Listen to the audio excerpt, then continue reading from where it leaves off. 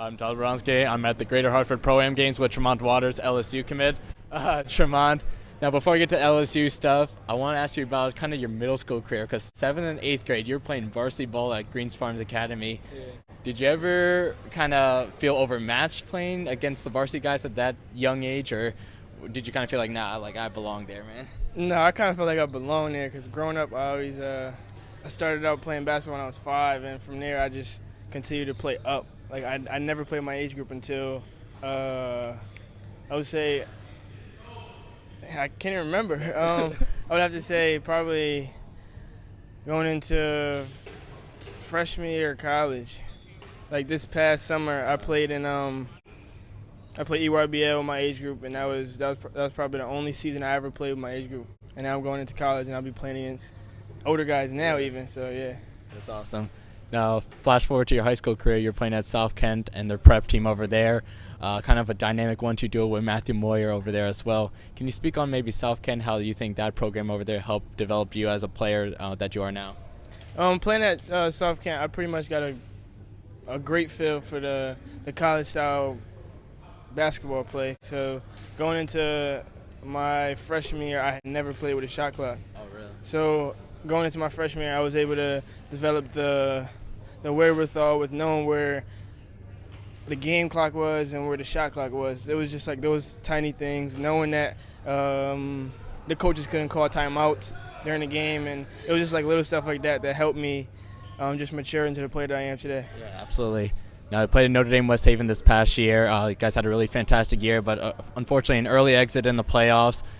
Can you compare maybe the competition between South Kent to what you saw this year at Notre Dame, and how surprised were you to be on the losing end of that game against Danbury? To compare the competition, it was it was night from day pretty much, because I was at South Kent. I was pretty much playing with the Matt Moyers, the Miles Powells, the Aaron Carvers, who are all at D1 schools. So then transferring back to home to like hang out with my family and everything before I went up to college, that was more for my family. It wasn't so much for the competition, but the competition it was still pretty good. It wasn't the Matthew Moyers and the Donovan Mitchells who are in the NBA, but it was still competitive. And losing that game, we just didn't. My team wasn't our P's and Q's. I wasn't for sure, and we just ended up losing the game. It's a basketball game at the end of the day. I'm still going to play college basketball, so. There you go, gotcha. Now, being like you mentioned, you're kind of an ESPN top 100 player. A lot of fans come out to see you play, want to meet you, get autographs, pictures. How do you deal with the pressure of always having to perform well, but kind of the fame and success you've received from that? I think I handled it pretty well.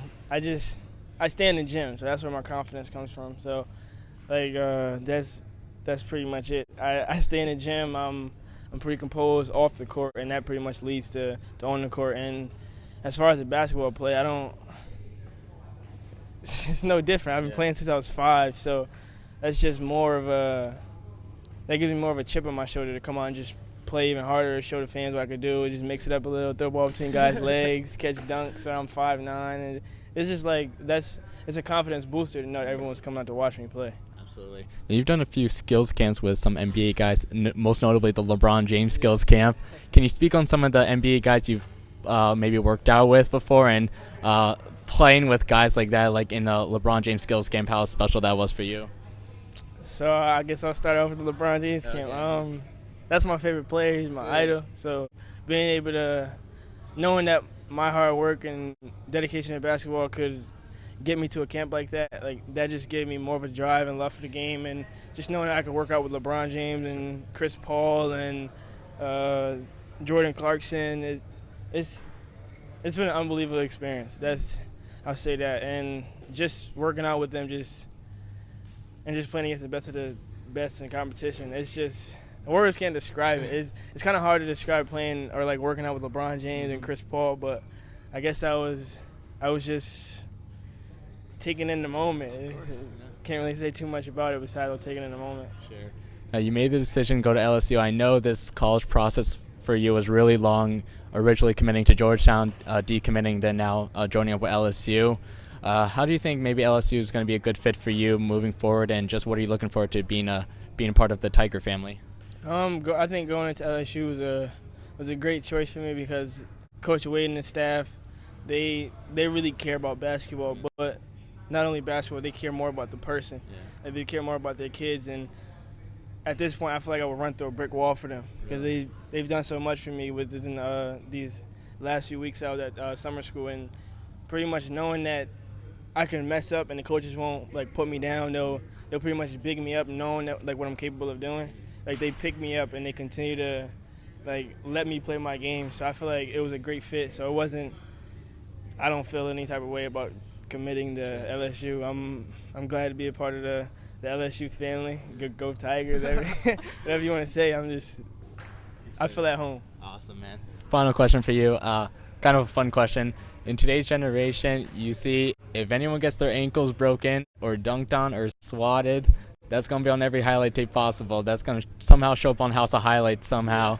For you, player's nightmare, what's worse, getting your ankles broken, getting dunked on, or getting swatted in a game? I would say getting ankles broken. Yeah. Because that takes kind of your, I don't know what to say. I wasn't gonna say manhood, but that's something you just don't do. Yeah. You can get dunked on by accident.